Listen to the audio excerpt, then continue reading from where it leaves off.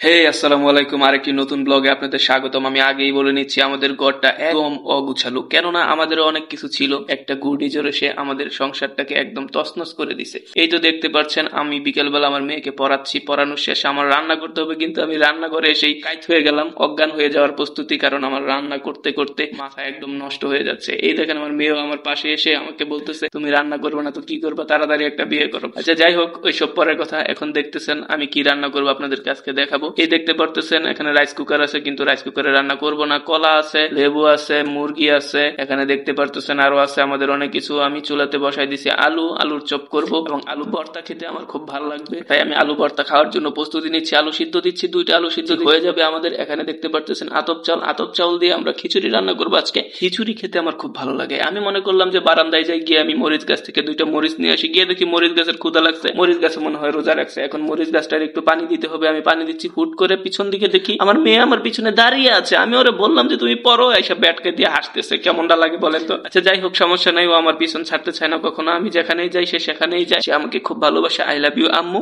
I love you dad. হ্যাঁ ঠিক আছে। মেয়ে পানি খেয়ে ফেলছে, মনে করেন না যে সে রোজা ভেঙে ফেলছে, সে কিন্তু রোজা রাখেই নাই। বাচ্চা মানুষ একটা রোজা রাখছে। আমি বলছি যে একটা গ্যাপ দিয়ে তারপরে রোজা রাখবা। ঠিক আছে, সে আমার কথা মানতেছে। সে কিন্তু সবসময় দুষ্টামি করে আমার সাথে, এটা কোনো ব্যাপার না, দুষ্টামি করতেই পারে। আমার ওর দুষ্টামি খুব ভালো লাগে, সে দুষ্টামি না করলে কেমন জানি লাগে। আচ্ছা যাই হোক, বাবা মেয়ের জন্য দোয়া করবেন। এখন আপনাদেরকে নিয়ে যাবো কোথায় জানেন? সে পড়তে বসছে, কালকে হচ্ছে তার পরীক্ষা, কালকে হচ্ছে তার বাংলা পরীক্ষা। কিন্তু একটা বিষয় কি জানেন, সে পরীক্ষার আগে ভালো করে পড়ে।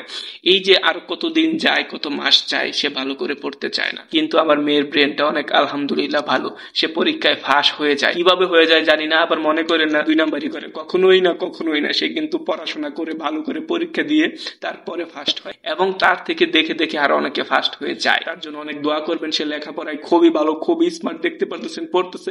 কিন্তু সে একটি পড়া অন্তত পক্ষে 2 ঘন্টা লাগায় পড়ে, তারপর সে মুখস্থ করতে পারে। কিন্তু মুখস্থ করে, কিন্তু পড়তে পারে, কিন্তু সে পড়তে হয়, অনেকক্ষণ পড়তে হয়। তার ব্রেনটা একটু সমস্যা আছে, যেমন মনে করেন মনে রাখতে পারে না, শুধু পড়ালেখাটাই, অন্য কিছু আবার ঠিকঠাক মনে রাখতে পারে। এটা যে কেন করে বুঝি না। সেজন্য তাকে আমি ছোটবেলা থেকে সুজি খাওয়াইছিলাম, সুজি খাওয়া বাদ দিয়ে ডিম খাওয়াইতেছি, দেখি তার ব্রেনটা ঠিক হয় কিনা। ওকে ঠিক আছে, আমাদের জন্য দোয়া করবেন, আমরা যাতে এরকম হাসি খুশি ভাবে থাকতে পারি। তো আরেকটা কথা